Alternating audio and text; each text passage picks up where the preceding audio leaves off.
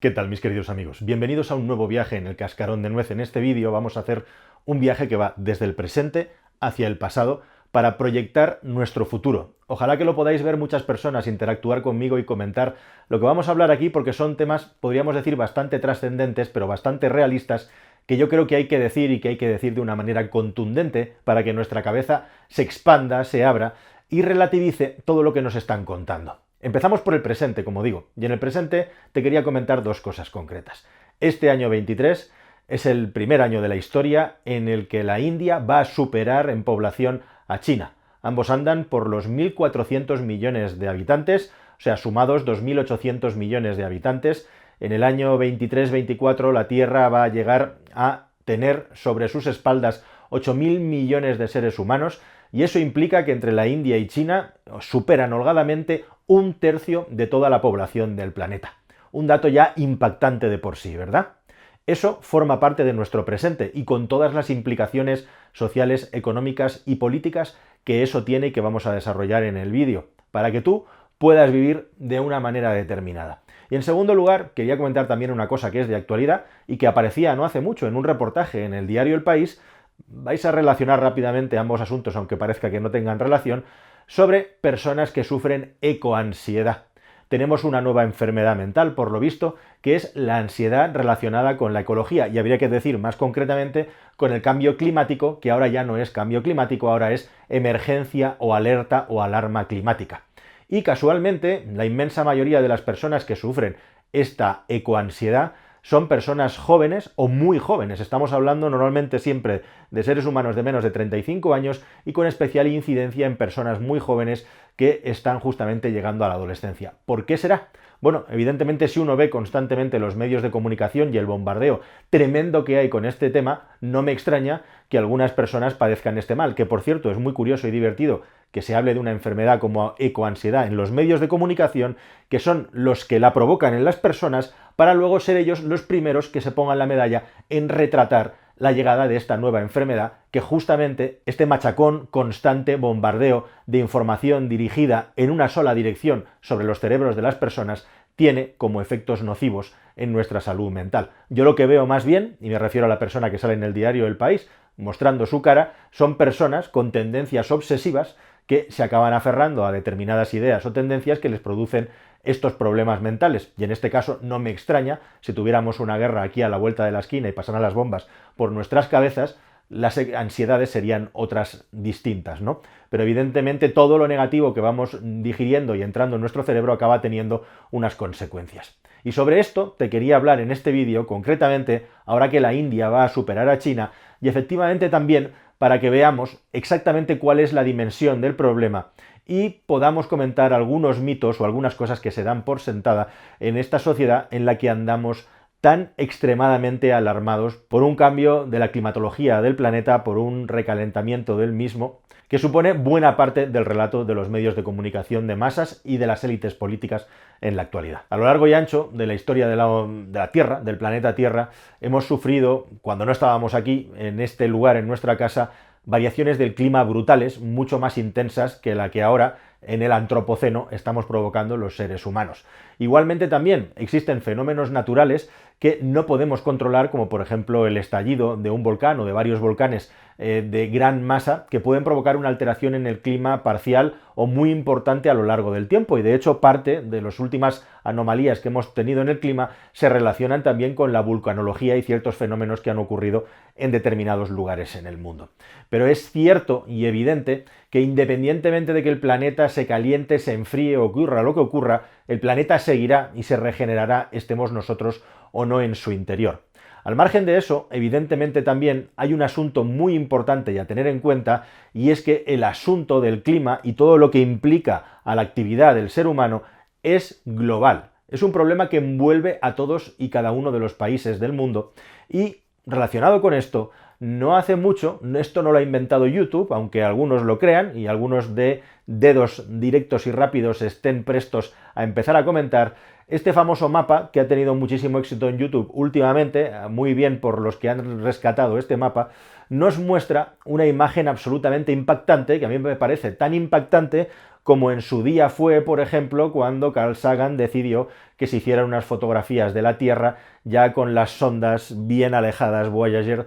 del planeta para que dentro, aquí, entendiéramos que somos nada más que un pequeño punto azul en medio del universo, y eso ayudara a que nuestros dirigentes y la propia humanidad tuviera conciencia de lo pequeños, lo frágiles y de lo solos que estamos en el mundo, para evitar, digamos, eliminar toda esa arrogancia que nos podía llevar a la autodestrucción con la energía, en este caso mal usada, nuclear, para fabricar bombas en aquellos tiempos de la Guerra Fría en los que el desastre de la humanidad parecía que estaba tan cerca por momentos, ¿verdad? Bueno, pues a alguien en su momento se le ocurrió hacer este brillantísimo mapa, concretamente en el año 2015, en un sitio que se llama Brilliant Maps, precisamente, en el que se trataba de hacer un juego en el que se dibuja un área que tenía que contener más población en su interior de lo que había fuera, en el exterior de ese círculo. Y la gracia, lógicamente, era intentar hacer el círculo lo más pequeño posible. Y este es el resultado final.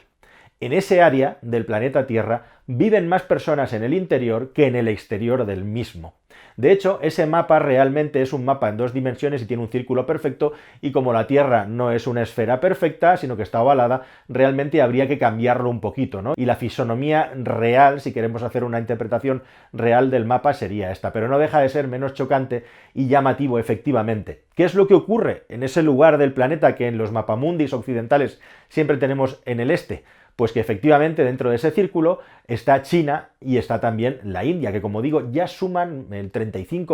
36% aproximadamente de la población. Pero es que muchos de los países más habitados del planeta están en ese lugar. Está Indonesia, está Pakistán, que tiene 225 millones de habitantes, está Bangladesh, está Japón,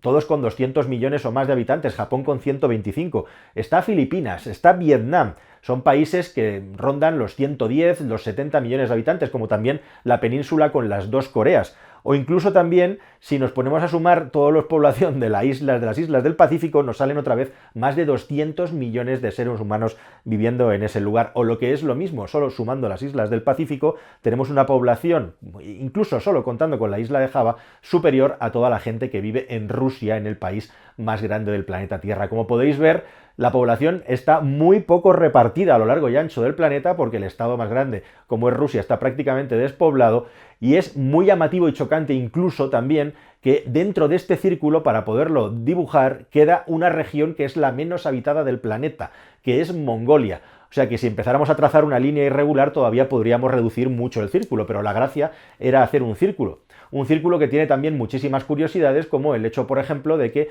tiene el punto más alto del planeta, que es la cima del Everest, y también el punto más profundo del planeta, que es la fosa de las Islas Marianas. Además de otras muchas curiosidades vinculadas con la religión, lógicamente ahí vive dentro, como digo, más gente de la que vive fuera. Estamos hablando de que solamente entre China y la India vive más gente que la que vive en África, en toda la Unión Europea, en Norteamérica y en Australia juntos. ¿Y todo esto por qué? Porque evidentemente cuando ves esta imagen tan poderosa, te das cuenta de que en la mayoría de estos países, como por ejemplo la India, donde sabías que solamente el 10% de las mujeres que viven en ese país en edad de trabajar están trabajando actualmente, esto es verdaderamente asombroso cuando te das cuenta que la inmensa mayoría de estos países, por no decir todos, son países que han desarrollado muchísimo su economía en los últimos tiempos o que están en un incipiente estado de desarrollo y de crecimiento, como por ejemplo es la India que ya se va a poner por delante de China teóricamente en abril de 2023, mientras China va a empezar a perder población y otros países de África le tomarán el relevo en lo que se refiere a un crecimiento brutal de la misma. Pero si estamos contando que más de la mitad de la humanidad vive ahí dentro de ese círculo, y más de la mitad de la humanidad tiene por delante un enorme camino para desarrollarse en todos los ámbitos, económico, de salud, de educación, te das cuenta que aquí en nuestra pequeña burbuja occidental, donde creemos que nos vamos a ahogar o nos vamos a morir dentro de 2 días por el cambio climático, no tenemos absolutamente nada que hacer para detener el cambio climático. De hecho, si toda Europa se uniera para detener completamente las emisiones,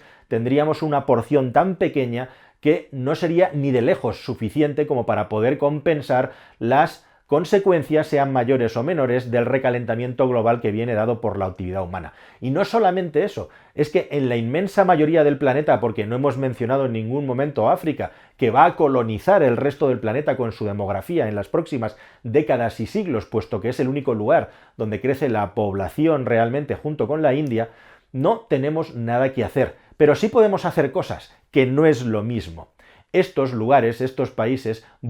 quieren prosperidad, quieren lo mejor para sus hijos, quieren dormir caliente, quieren educarse, quieren la mejor educación para los hijos. Y para eso hay que trabajar a fondo, y para eso hace falta muchísima energía. En este año 23, las previsiones de las grandes consultoras y los grandes organismos mundiales de la energía apuntan a que se va a batir un récord de consumo de petróleo. Eso a pesar de que el automóvil eléctrico, en una mínima fracción, pero compensa un poquito el consumo, ni de lejos, tanto como para que se note realmente en los términos absolutos, podríamos decir, puesto que se prevé que en el 23 pasemos de los 100 millones de barriles de petróleo diarios, algo que sería un récord histórico. Y eso está ocurriendo en medio de todo este debate occidental sobre las emisiones, sobre el cambio climático, sobre la transición energética y todos estos esfuerzos que están provocando tantísima ansiedad a muchas personas en Occidente, pero igualmente también problemas económicos que nos podemos encontrar en el futuro. Nada de esto, de lo que estamos haciendo, va a servir a corto ni a medio plazo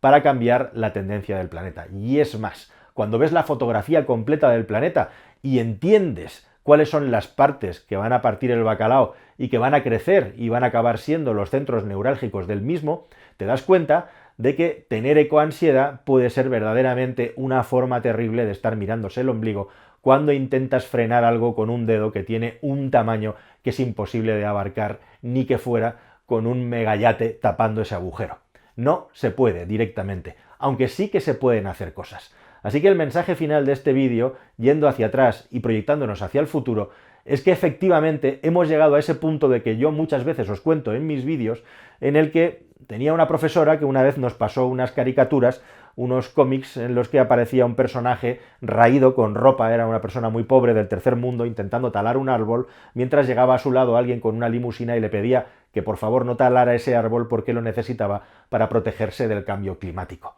Bueno, pues ese momento que Carmen Dulanto, que era esa profesora, nos enseñaba en sus cuartillas, una profesora, por cierto, que sufrió un ictus que le partió el cuerpo en dos, se lo dejó medio paralizado, y que llegaba arrastrándose, una mujer mayor que se podría haber jubilado pero quiso seguir dando clase, y que llegaba arrastrándose a las clases y se ponía con un cronómetro de estos de toda la vida, analógico, a medir el tiempo, esperando hasta el segundo preciso para cerrar la puerta cuando había llegado la hora y que todo el mundo estuviera dentro o el que no se quedaba fuera, pues esta mujer, a nosotros y a mí, fue como nuestro Google, nos abrió la ventana del mundo y nos empezó a enseñar información sobre geopolítica, sobre demografía y economía, que en ningún otro sitio un estudiante de la zona obrera de Barcelona podría haber encontrado si no era allí en aquel instituto con aquella profesora con el cuerpo y la cara paralizada, que prácticamente no podía hablar, que se tenía que mover un brazo con el otro brazo y que lógicamente era objeto de toda clase de chanzas, de burlas y por parte de los alumnos, para los que era un blanco fácil. Sin embargo, ella nunca se rendía, siempre hacía su trabajo y, como digo, podría haberse dedicado a retirarse, pero jamás lo hizo. Una profesora, por cierto, declaradamente comunista, pero que por encima de ideologías y de fobias y filias al respecto, era una humanista que creía en las personas ciegamente, e igualmente también creía que ella podía marcar una pequeña diferencia, a pesar de su precariedad que incluso le provocaba que prácticamente no pudiera hablar. Y allí estaba delante de nosotros enseñándonos el mundo. Y este giro de guión te estarás preguntando qué tiene que ver con todo lo que te he contado. Bueno, pues porque precisamente esa imagen, ese Google que era esa profesora pasándonos fotocopias de artículos y de textos sobre demografía, geografía y economía, no para de venirme a la cabeza en los últimos tiempos con todo esto de la ansiedad climática, y buscando información sobre ella antes de ponerme aquí delante de la cámara me he encontrado que marcó a muchísimas personas, no solo a mí, antes de estar enferma. Murió hace 1 año y medio o 2, tuvo una vida bastante larga, casi hasta los 80 años,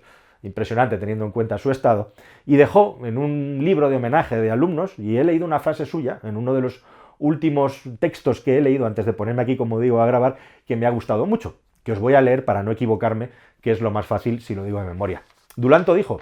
«Nunca nadie cometió el error más grande que el que no hizo nada porque sabía que solo podía hacer un poco». Y justamente para esto de la ansiedad climática y todas estas gilipolleces y chorradas que estamos viviendo en el último tiempo, esta frase viene a cuento. Con todo esto que os he contado del mapa, de cómo está distribuida la humanidad, de cómo vamos a evolucionar, de cómo hay miles de millones de personas que tienen tanto derecho o más que nosotros a poder vivir bien como vivimos nosotros en nuestra burbuja, a no hacer nada y meterse en un rincón a esconderse, a que venga el Armagedón a llevarnos por delante, hay una enorme diferencia. Haz lo que puedas, incide en lo que puedas, sé parte del cambio, pero trabaja y ayuda, ya sea en una pequeña dimensión o en una gran dimensión si tienes muchas capacidades. Haz algo y deja de lamentarte, deja de lloriquear y deja de estar todo el día consumiendo basura, que lo único que hace es provocarte ansiedad, ecoansiedad, o sea la chorrada que sea que va a venir próximamente. Nada más, queridos amigos. Espero que este vídeo os haya parecido interesante